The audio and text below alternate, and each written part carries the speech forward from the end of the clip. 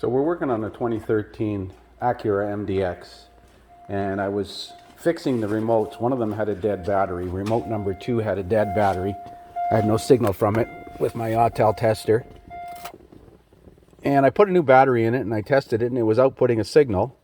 And you can see this one locks and unlocks. Oh, it doesn't lock because I got the door open.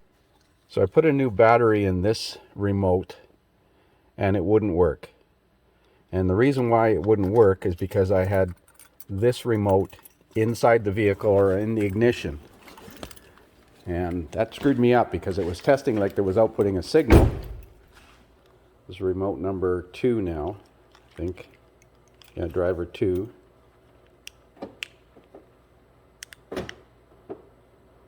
Okay, so it's locked, unlocked.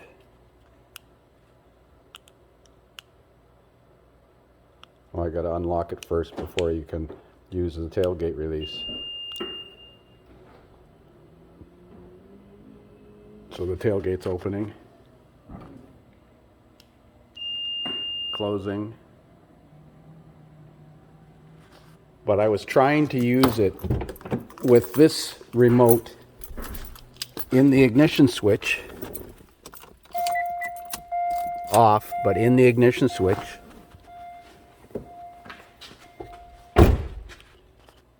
Now I'm going to try to unlock it. Doesn't respond. Unlock it. Doesn't respond. Open the tailgate. Doesn't respond. Let's reach inside here and take the key out of the ignition. Put it in my back pocket.